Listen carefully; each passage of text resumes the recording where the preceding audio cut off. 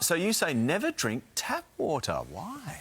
Personally, I don't. I live on the Central Coast and our tap water... New South Wales? Yes, in New South Wales, and our tap water has got loads of chlorine in it, so you can actually smell it when you pour a glass or you run a bath.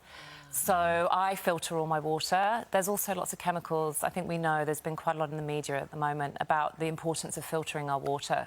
So definitely one thing I always do, I've got a filter on my whole house. Oh. So a system. Really? So it does my showers, everything is filtered, so it's fantastic. OK, but, I mean, it's hard because depending on where you are in Australia, there'd be different quality of water. Absolutely. So, Some water's incredible. Some of it's really clean and pure and you can't smell the chemicals, but unfortunately, I think we've got loads of bugs on the Central Coast in our water, so they're putting quite a lot of chlorine in to sort it out. Oh, yeah. OK, let's move on. You also say never use a synthetic fragrance. How do you know? Well, look, personally, I'm very sensitive to chemicals. After living in mould for so long, it disrupted a lot of my endocrine system. And so I can get very triggered by strong synthetic fragrances, which is hard when you have a teenager who covers himself in Lynx and aftershave every day. That's right. And my eyes are stinging and my throat closes up. So I just wear more natural perfumes, so natural oils and things like that. The next one's a bit niche.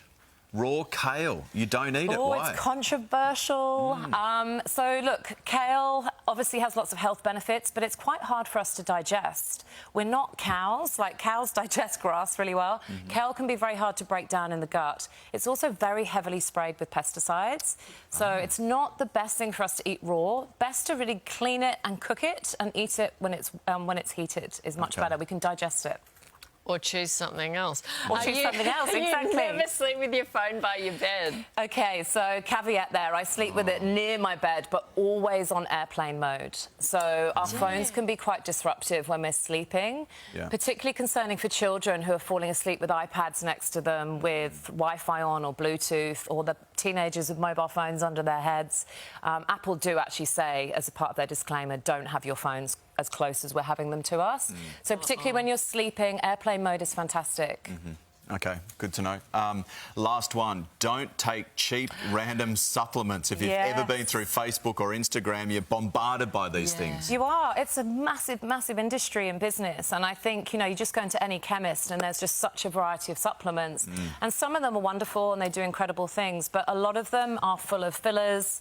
They're quite toxic, and we don't know if the body can actually break them down properly. So a lot of, like, plastic coating on cheaper supplements that are coming from China, and other supplements that don't break down in the gut.